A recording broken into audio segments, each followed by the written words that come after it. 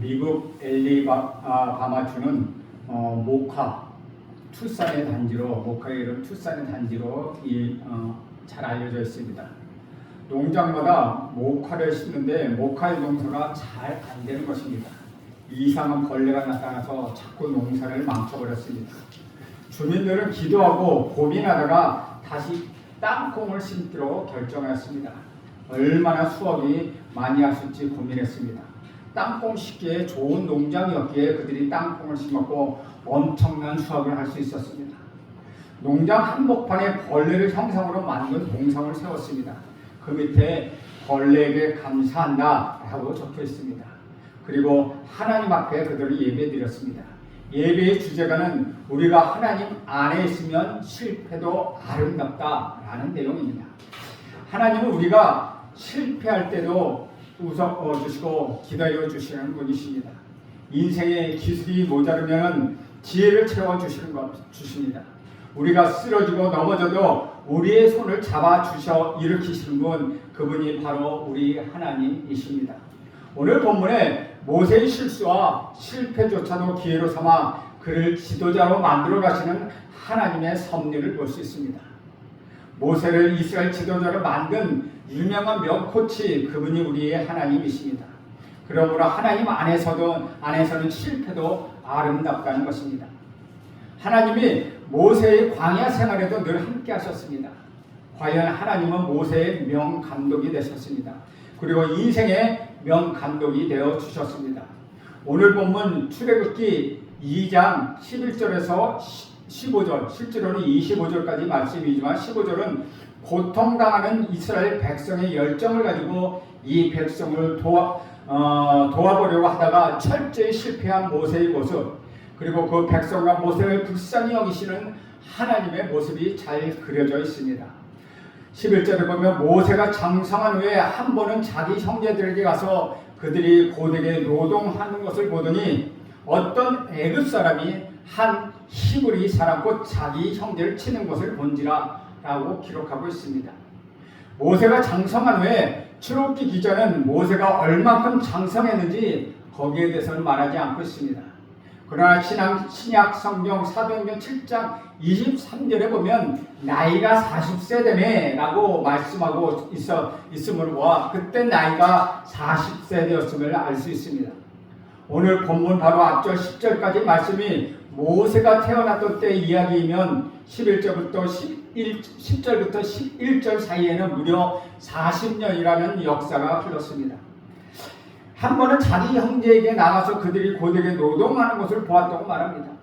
모세가 히브리인을 찾아갔다가 기록하지 아니하고 자기 형제들을 찾아갔다고 기록하고 있습니다. 이것은 모세가 애굽의 왕자로 왕궁에 살았지만 그의 심장에는 히브리인이 피가 흐르고 있었고 나는 히브리 사람이라는 자각의식이 강했던 것을 볼 수 있습니다. 그가 본 노동 현장에서 한 애굽인 노예 감독관이 히브리 사람 곧 자기 형제를 친 것을 보았습니다. 여기 친다는 말은 쳐 죽인다는 말로 쓰이는 히브리어입니다. 한 마리 짐승처럼 일하는 자기 동족이 크게 잘못한 것도 없는데 맞아 죽는 현장을 보고 모세는 참을 수 없는 분노를 느꼈습니다. 그들이 고되게 노동하는 것을 또한 보았다고 이야기합니다. 여기서 보았다는 말은 히브리 표현은 강 건너 불구경하듯이 구경꾼처럼 보았다는 말이 아니라 마치 매맞고 죽어가는 그 모습이 바로 자신인 것처럼 고통을 느꼈다는 것입니다. 12절에 보면 좌우를 살펴 사람이 없음을 보고 그 애굽 사람을 쳐 죽여 모래 속에 감추니라 라고 말씀합니다. 12절 모세는 주변에 이 노예 감독관 외에 다른 사람이 없음을 확인합니다. 노예들이 일하는 동안 호젓한 그네에서 혼자 쉬고 있었던 모양입니다. 이 틈에 모세는 이 감독관을 쳐 죽이고 모래에 묻어버렸습니다. 완전 범죄에 성공했다고 생각했습니다. 이제는 애굽인들이 자기 동족을 함부로 다루지 못할 것이라고 생각했습니다. 모세의 이런 행동에 대해 성경은 잘했다 잘못했다는 윤리적 판단을 하지 않습니다. 이어지는 13절 모세는 이튿날 다시 그 현장을 방문합니다. 13절에 보면 이튿날 다시 나가니 두 히브리 사람이 서로 싸우는지라 그 잘못한 사람에게 이르되 네가 어찌하여 동포를 치느냐 하네. 이번에는 자기 동족 히브리 두 사람이 서로 싸우고 있었습니다. 방죽된 사람이 성된다고 잘못된 사람이 젊고 힘이 세다고 약한 사람을 마구 때리는 것이었습니다. 그래서 그는 잘못한 사람에게 네가 어찌하여 동포를 치느냐라고 말합니다. 이 말을 들은 그 사람의 반응은 상식밖이었습니다. 14절에 보면 그가 이르되 누가 너를 우리를 다스리는 자와 재판관으로 삼았느냐 네가 애굽 사람을 죽인 것처럼 나도 죽이려느냐. 두 가지 내용으로 모세에게 죽여라고 덤벼듭니다. 누가 너보고 재판관 하라고 그랬어? 어제 애굽 사람을 때려 죽이더니 오늘 나를 때려 죽이는 거야? 그래 한번 죽여봐 이렇듯 한 사람의 충고를 듣지 않았습니다. 우리는 이 모습을 통하여 당시 이스라엘 백성의 영적 상태가 어떤가를 알 수 있습니다. 하나님의 말씀 앞에 순복할 줄 모르고 하나님의 말씀 앞에 무릎 꿇지 못하는 당시 이스라엘 백성들을 향하여 모세의 심장 속에는 이러한 생각이 흘렀습니다. 과연 이런 사람들을 하나님께서는 사랑하실까? 과연 이런 사람들을 하나님께서 구원하실까라는 깊은 회의를 가질 만한 사건이었습니다. 모세는 완전 범죄로 성공한 줄 알았던 이 사건이 이미 세상에 알려졌다는 사실을 알게 되었습니다. 14절 하반절이면 모세가 두려워하여 이르되 일이 탈로 되었도다 라고 말합니다. 이 사건은 당시 신문 1면에 대서특필 장치할 정도로 왕국을 발칵 뒤집어 놓았습니다. 노동 현장 이곳저곳에서 설왕설래했습니다.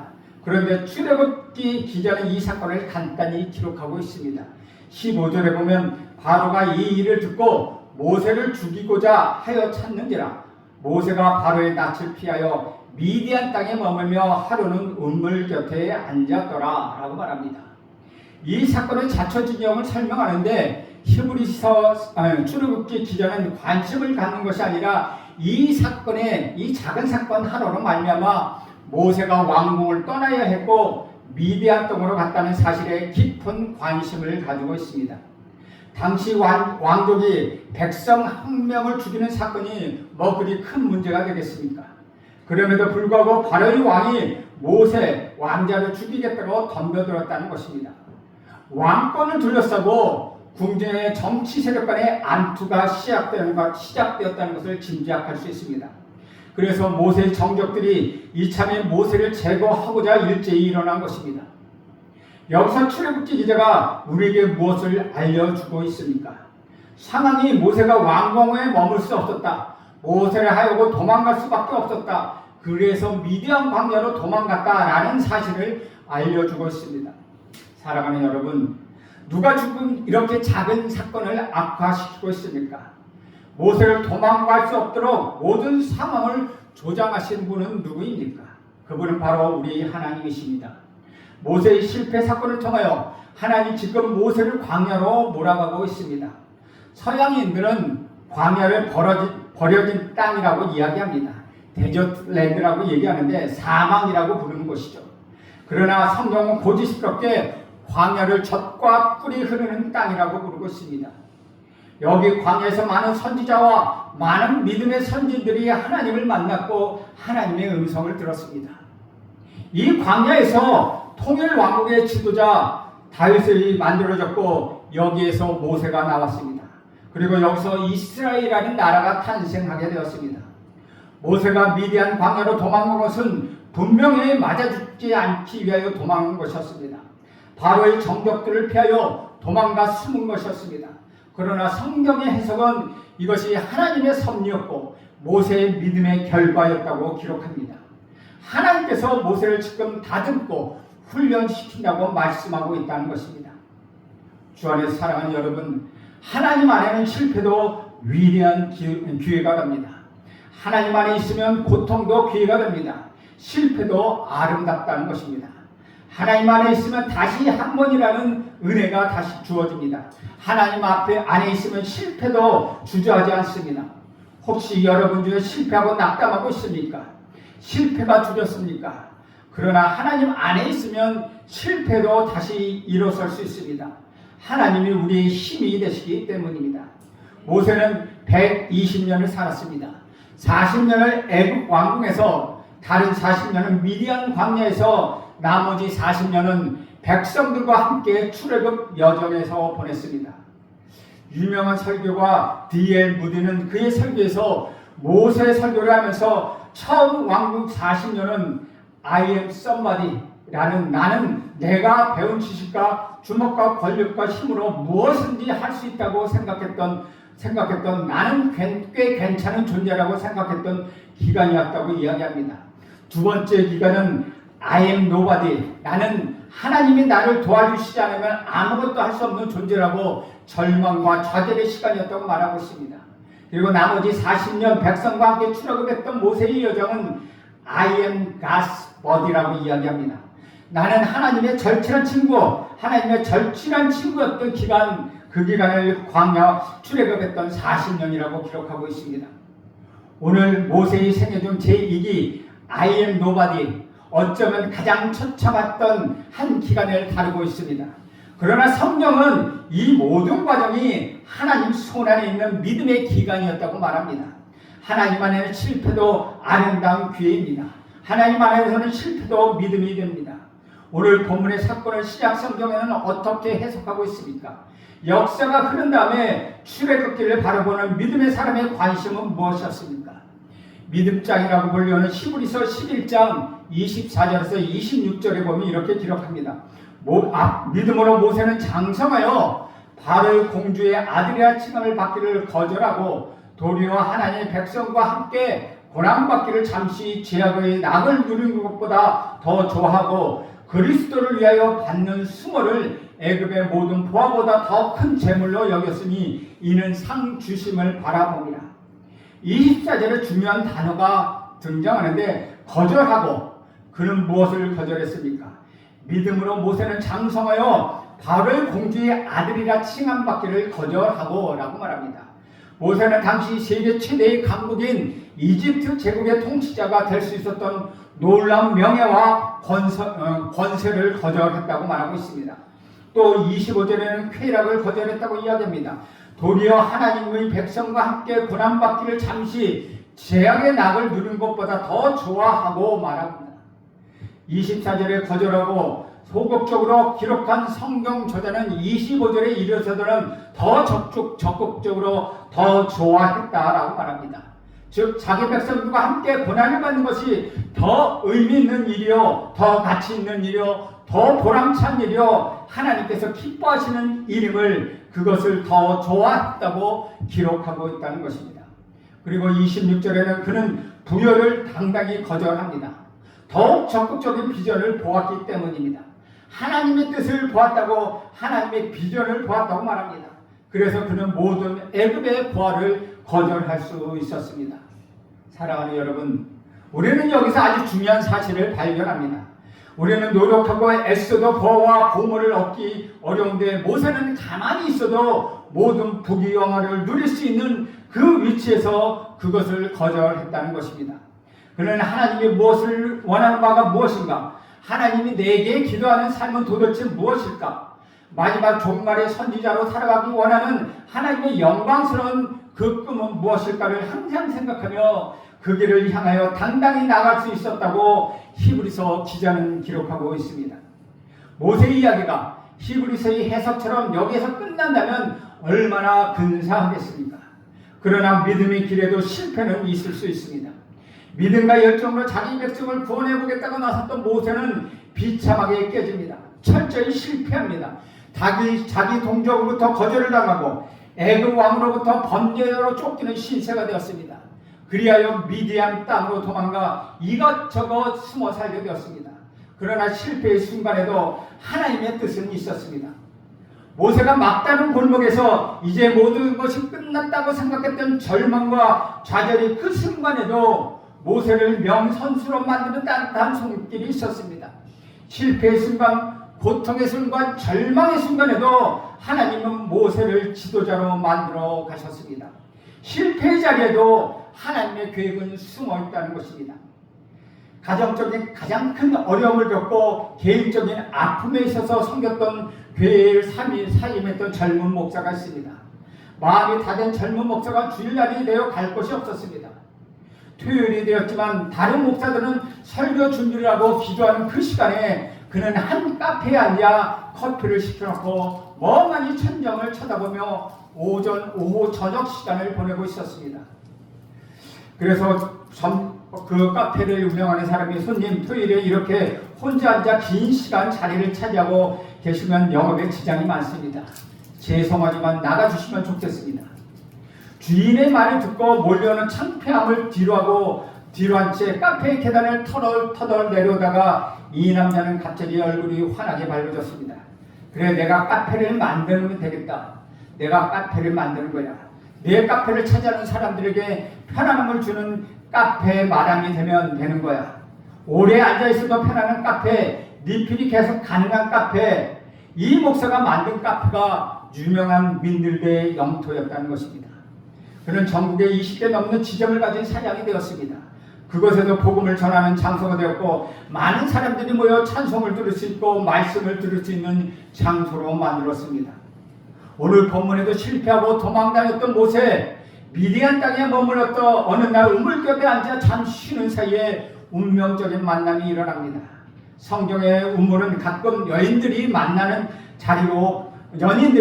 자리로 소개되어 있습니다. 세속적인 로맨스로 표현하면 앵두나무 우물가의 동네처럼 바람난 자리이지만 성경은 바로 그 자리로 우물가를 소개하고 있습니다. 모세와 십보라의 러브 스토리가 우물가에서 이루어집니다.